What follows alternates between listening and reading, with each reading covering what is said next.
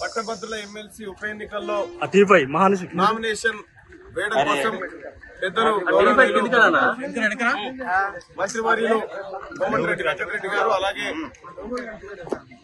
ఎమ్మెల్యేలు అన్నలు మంత్రులు లక్ష్మారెడ్డి గారు, అలాగే భూముల వీరేశం గారు, అలాగే జయవీరన్న గారు, అలాగే బీర్ల ఐలయ్య గారు, ఇలా చాలా మంది నాయకులు కాంగ్రెస్ పార్టీ అధిష్టానం ఆదేశం మేరకు ఇక్కడికి రావడం జరిగింది. సోదరులారా, మీడియా సోదరులారా, నేను ఒకటే చెప్తా ఉన్నా, రాజకీయాలు ఆదర్శవంతంగా ఉండాలని నేను కాంగ్రెస్ పార్టీ ఎంచుకున్నా. కాంగ్రెస్ పార్టీ ఆదర్శ రాజకీయాల వైపు వచ్చినాయి. నేను ఒక మాట గతంలో ప్రజలకు చెప్పిన, నేను రాజకీయాల్లోకి పూర్తి స్థాయిలో ఎంటర్ అయ్యే రోజు నా ఆస్తులన్నీ ప్రభుత్వానికి అప్పచెప్పిన తర్వాతనే వస్తా. ఆ తర్వాత నేను దిగిపోయేటప్పుడు నా ఆస్తులు చెక్ చేసుకుని అప్పుడు నన్ను దించేయండి అని చెప్పి అన్నట్టుగానే ఇవాళ మంత్రి కోమటిరెడ్డి వెంకటరెడ్డి గారికి అన్నకు చీఫ్ సెక్రటరీ గారిని అడ్రస్ చేస్తూ, మీరు ఎప్పుడు ఆదేశించినా నాకు సిగ్నేచర్ చేయడానికి సిద్ధంగా ఉంది, మీరు ఆ ఫార్మాట్ చెప్పండి అని చెప్పి చీఫ్ సెక్రటరీ గారికి ఆస్తులను రాసిస్తూ అన్న మంత్రి గారి చేత మేడం కి పంపించడం జరుగుతుంది. అలాగే పట్టభద్రులకు నేను చేసేటువంటి విజ్ఞప్తి ఒకటే, అన్న నిజంగా నాకున్నది 3 సంవత్సరాలే. 3 సంవత్సరాల కాల పరిమితిలో ఒకవేళ తీన్మార్ మల్లన్న గనక మీకు నచ్చిన విధంగా పని చేయకపోతే నేను ప్రజా రెఫరెండానికి సిద్ధం. ఒకవేళ మీరు గనక తీన్మార్ మల్లన్న నువ్వు మా ఆకాంక్షలకు అనుగుణంగా పని చేయలేదు అంటే వెంటనే రాజీనామా చేసి కాళ్ళ దగ్గర పెట్టుకోవడానికి సిద్ధంగా ఉన్నా. దయచేసి సోదరులారా, ఒక ఆదర్శవంతమైన రాజకీయాల కోసం, ఒక నీతివంతమైన రాజకీయాల కోసం ఒక అవకాశం ఇవ్వాల్సిందిగా వరంగల్, నల్గొండ, ఖమ్మం పట్టభద్రులందరికీ నేను రిక్వెస్ట్ చేస్తా ఉన్నా, నమస్కరించి అడుగుతా ఉన్నా. ఇక అలాగే ఉద్యోగస్తులకు గాని, నిరుద్యోగులకు గాని, టీచర్లకు గాని, అలాగే వివిధ సమస్యలతో ఉన్నటువంటి ఉద్యోగులకు గాని నాది బాధ్యత. నేను మా అన్నగారి ద్వారా, ఇక్కడ ఉన్నటువంటి మా సోదరులు ఎమ్మెల్యేల ద్వారా ఈ ప్రభుత్వాన్ని ఖచ్చితంగా అడిగి మీ ప్రశ్నలన్నింటినీ మీ సమాధానాలు రాబట్టి మీ అందరికి అప్పచెప్తామని తెలియజేస్తూ, అలాగే జీవో 46 బాధితులకు కూడా మంత్రి గారు ఇప్పుడే చెప్పినారు, యాజ్ సూన్ యాజ్ పాసిబుల్ దానిపైన నిర్ణయం తీసుకుంటామని చెప్పి మంత్రి గారు ఇప్పుడే సభావేదికగా చెప్పినటువంటి పరిస్థితి.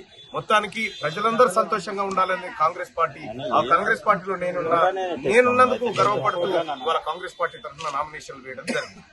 జీవో 46 మీద మొన్నటి అసెంబ్లీ సమావేశంలో, మొదటి అసెంబ్లీ సమావేశంలో నేను మంత్రిగా కాగానే మా జిల్లా ఎమ్మెల్యే అందరూ నేను పోయి ముఖ్యమంత్రి గారు చెప్తే, మళ్ళా 2వ మీటింగ్ లో కూడా కొందరు సీనియర్ ఆఫీసర్లు వినిపించడం జరిగింది.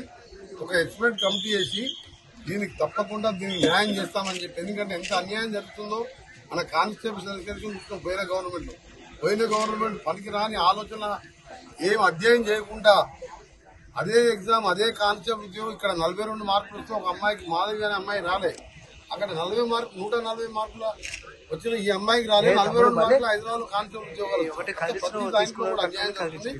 తప్పకుండా దాన్ని మార్పు ఇచ్చే బాధ్యత మాది, మా ఎమ్మెల్యేలు, మీ అందరం. ముఖ్యమంత్రి గారు కూడా దానికి కమిటీ చేస్తున్నాడు. త్వరలోనే మల్లన్న గారు కౌన్సిల్ వచ్చినట్టు ఆయన అయితే ఇంకోటి మీకు తెలుసు కదా, స్వపక్షమైనా విపక్షమైనా ఆయన పోరాటం నడుస్తూనే ఉంటది. ఆయన మాతో కూడా ఉంటాడు. మేమందరం కలిసి దాన్ని కూడా చేస్తామని నిరుద్యోగులందరూ కూడా హామీ ఇవ్వడం కాదు, అమలు చేసి చూపిస్తాం, న్యాయం చేస్తాం.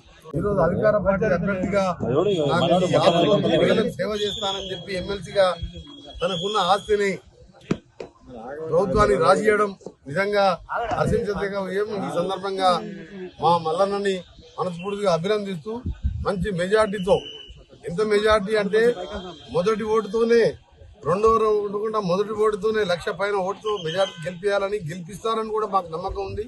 ఎందుకంటే 10 సంవత్సరాలు ఆయన పోరాటం చూసినాం.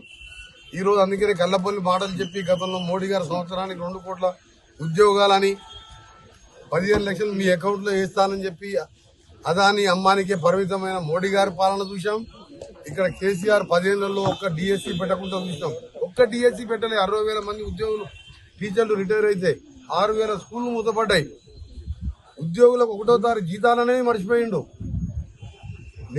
పెన్షనర్స్ కు 20వ తారీఖు సెల్ ఫోన్ చూసుకుండు. బ్యాంకులలో వాళ్ళకు తీసుకున్న అప్పులకు వడ్డీ కడుతున్నాయి. ఎన్పిఐ అకౌంట్ గా మరి లోన్లు దొరకని పరిస్థితి ఉద్యోగులకు. ఒకవైపు వాళ్ళకి పిఆర్సీ ఇస్తే బిచ్చం వేసినట్టు 5% పిఆర్సీ ఇచ్చింది.